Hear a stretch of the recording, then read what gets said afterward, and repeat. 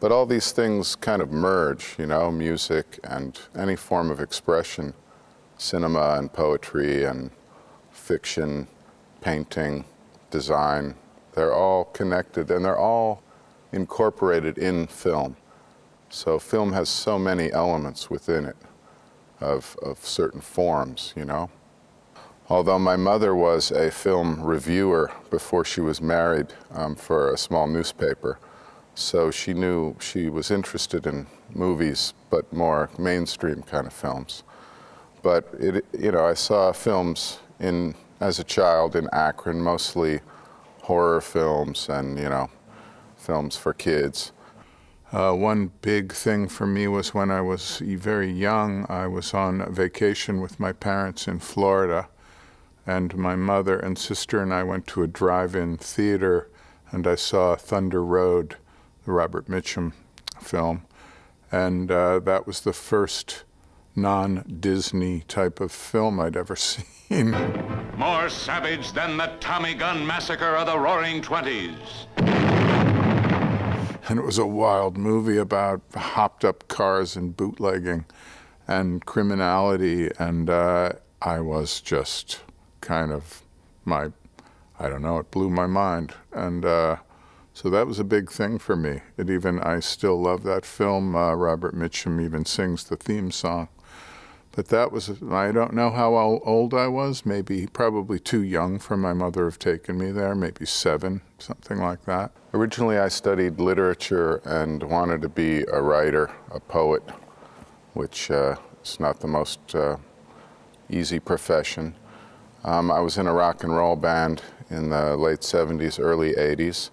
I was also writing a lot, and I was seeing a lot of films. In fact, in the mid-70s, I went to Paris to study and spent most of my time at the Cinémathèque in France, in Paris, and saw such a variety of films from around the world that the form of cinema just became it went so deep in me that I just found it such a beautiful form. And then my writing started imitating or referring to films and film scripts and the way films are written about. And then on a whim, I applied to go to film school and was able to go there for a few years and started making films.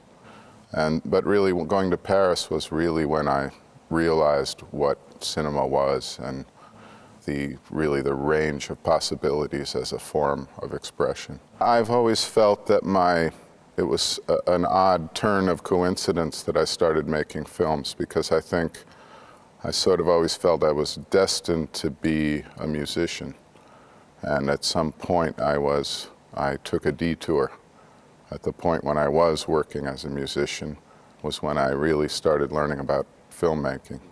I am most interested in characters. And that's true with Scorsese and Cassavetes. But I start with characters, and I find stories that kind of weave around the characters as the essence of the film.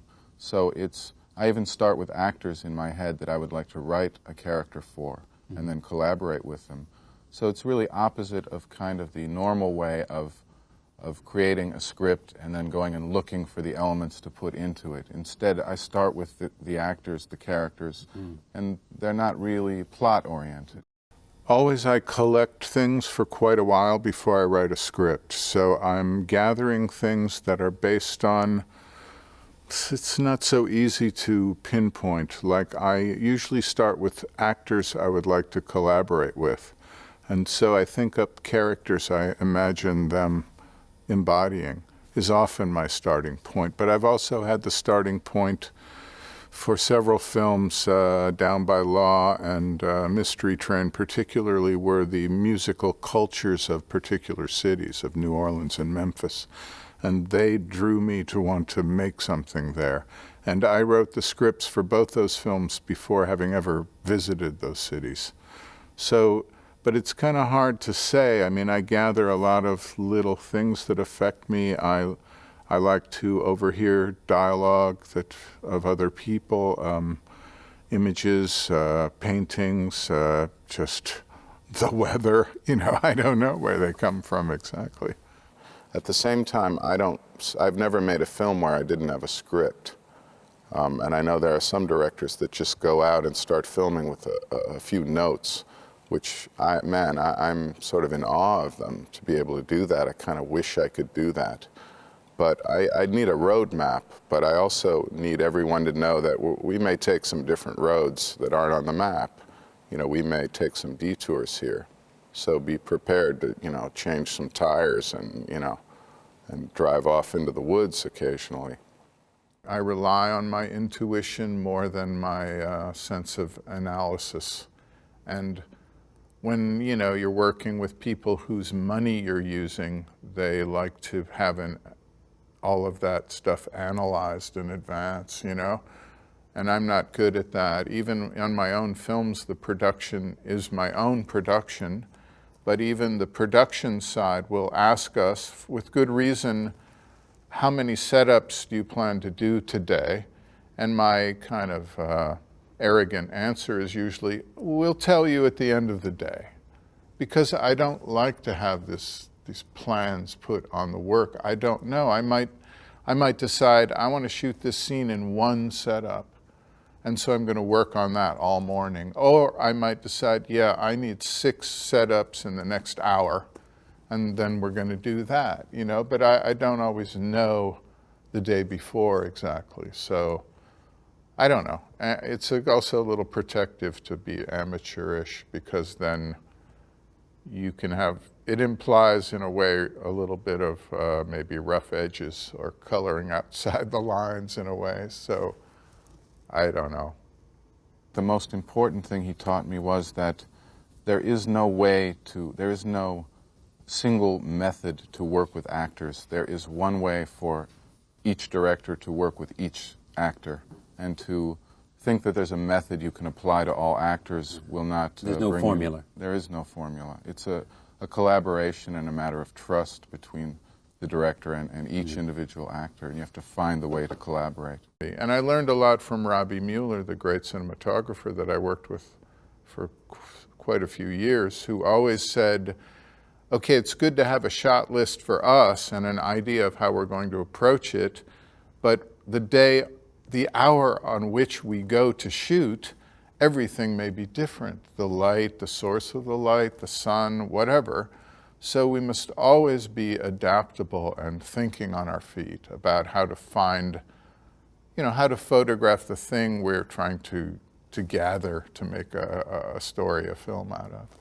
So yeah, I'm not real rigorous I'm more rigorous in being attuned to intuition than to sticking to the plan particularly. But I'm not an experimental filmmaker. I make narrative films. I just kind of like to have the rules not be too imposing on me, and find my own way. And I love style. So, Cassavetes, people like Scorsese, Kiarostami, all of these people have their own styles in a way. Claire Denis, you can sort of, even if they're not a signature, you feel their approach to the form. Yeah, well, it goes back to that thing where Nick Ray said, if you're just going to shoot the script, then why bother? Because you have to be open to things happening and changing, and accidents or mistakes often can be real gifts, and you have to be open to them. You can't have your mind shut off and just think, no, that's not the way it's written.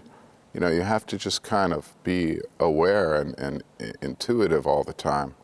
So I think a lot of interesting things come that way, because when you're making a film, there are a lot of things you cannot control, and yet you're attempting to control all these things and create this fake reality in front of the camera. But, the sun goes behind a cloud, or it starts to rain, or the police come and chase you away. Or, there are often things that you can't control those. So sometimes you have to think that I forget what scene, there's something in one of my films where it was not raining in the script, but it started to rain, and then people on the crew said, oh, it's raining, we can't do the scene, we have to do something else. But instead I just stopped and thought, well, wait, you know, why can't it be in the rain? Maybe there's something better if it's raining, or, you know, things like that. I think you have to just keep yourself open. But again, I'm only talking about my own process because I really believe there's as many filmmakers as there are that many ways to make a film. So some people, like Alfred Hitchcock, was very, very formulaic, and he shot a storyboard, and his film was totally designed before he even rolled a camera. And that's one way to make a film. And although Hitchcock is not Max O'Fools for me, or Nick Ray, he's still a great filmmaker, but that's a different style. So I don't want to say this is the way people should do it. I'm just talking about my way. So, you know, there are many ways to make a film, but my way involves a lot of intuition. Another very beautiful thing about films is you enter a world and the first time you see a film and you don't know what's going to happen. You don't know where it's carrying you, and that's its incredible dreamlike strength. And if you wrote the thing and then you shot the thing and you were there the whole time and you were in the editing room for months and months, as I am, you can never see the film for what it is anymore. You're robbed of that thing. So I'm always really interested in people's interpretations that differ from what I thought it was saying. It's very valuable, you know, what other people think, more valuable than what I think, because I was there, you know, it's a mechanical device in a way by the end, so you are not able to have that beauty of discovery. I think you learn by doing things, and my motto has always been, it's hard to get lost if you don't know where you're going. So obviously films require a lot of planning, but I think you have to hold on to your intuition at all times. And I think the two most important things I could tell younger filmmakers or less experienced ones is that your mistakes are invaluable. You should never be afraid of the mistakes, because that's where you learn what didn't work. And when you do things that do work, it's often quite mysterious. And for me especially, because I'm not analytical, I trust my intuition and I don't trust my own analysis. It's just how my brain works. So I think you should also trust your own instincts and your intuition, if you can. Trust your instincts and don't let other people tell you what you should do if you're not fully compliant with it. So that's really all I could say to people.